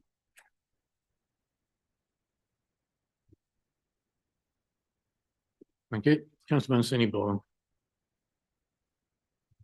It's a difficult one, this one. We've had this before, and I've raised the point that there's no actual calculation. I'm right, Jeff, in saying this, that there's no actual calculation that you can bolt on an extension sort of 50% more or 60% more. It's purely down to how it looks in the area. Am I correct in that? There's no actual calculation for it. Yeah, there's no magic formula or algorithm you can apply. It's a judgment call, isn't it? Each case is on its own merits. Each site has a different context that you'll need to consider, and officers have considered the context of this site and considered the proposal accords with the policies of the development plan. Thanks for that. And to the other point that concerns me, there's 14 letters of objection, which seems quite a lot. But I'm sort of on the fence on this one. I'm really not sure until I hear more from other members. I'm not really not sure because as I said, there's no formula, but it does concern me. There's quite a lot of objection to it. Thank you. Okay, Councillor Hankins. Look, Mr. Chairman, on the face of it, this is a significant extension to a property. However, the reason for this extension is to convert from a holiday home or second home into a permanent dwelling. Does that not carry some weight in terms of the local community that would benefit from a property being lived with in 365 days a year as opposed to only occasionally? I think that should be taken into account in the consideration of this matter. Thank you. Yeah. Councillor Vickers. Do we have any picture of number 1 Barnfield, the other end of terrace, where a two-storey extension has already been done? That might give us some context. Access to street view.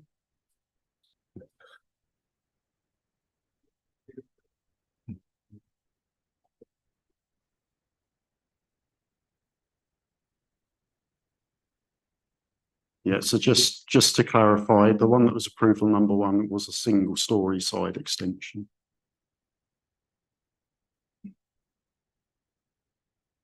Yeah. In terms of what would normally be permitted development, how big an extension would be allowed on this property?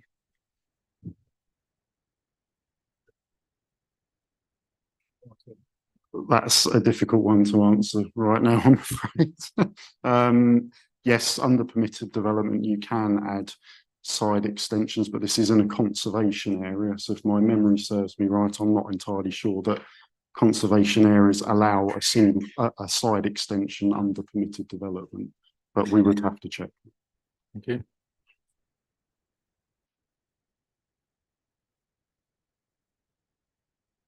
Right.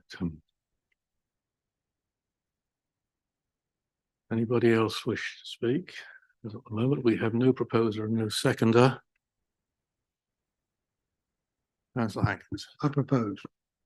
Okay, you will propose acceptance of the recommendation. Do I have a seconder? Thank you, Councillor Mancini Boyle.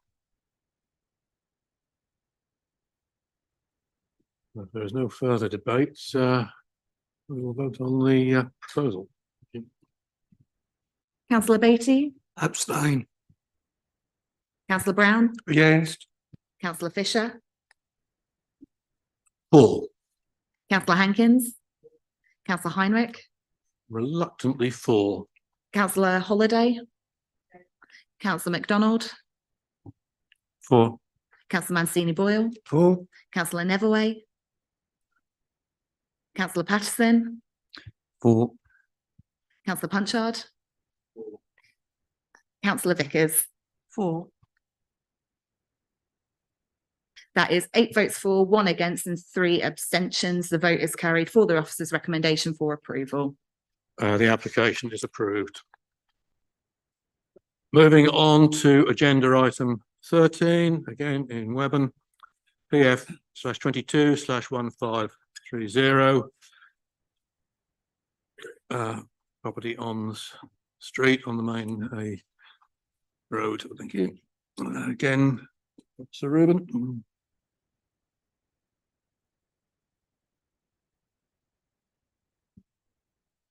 Yep, me again. Sorry about that. So this is item 13 on the agenda, which is application reference PF 221530 for the demolition of an existing single-storey rear extension and erection of two-storey rear extension with internal alterations. So as said, we're again in Weybourne, a bit further to the northwest this time along the main coast road. So the property location is marked in red. Zoomed in version of the location plan. So again, you can see Gable End, which is the application property. Please note the adjacent property, which is Gullies, and the site itself is generally surrounded by, again, by residential properties and the Maltings Hotel located to the west. And same again, but this is an aerial photograph of the site and the surrounding context. So here we have side-by-side plans. On the left, we have the existing site plan, and on the right, we have the proposed site plan showing the proposed extension. This is the existing front elevation. Then again, we have a side-by-side comparison. So we have the existing side east elevation and the proposed side elevation. So on the left, you can see that there are existing single-storey rear extensions to the property. On the right, we have the proposed two-storey extension. View from the rear, again, existing on the left with the single-storey extensions and the proposed on the right with the two-storey extension with 2 first-floor casement windows and ground-floor patio doors. Now we have existing and proposed site plan. Apologies, on the right it's a bit messy, but we've had to stretch it to fit both on the same to give you the comparison. So we've got the existing ground floor plan on the left with the single-storey extension, and on the right we have the ground floor of the proposed two-storey extension.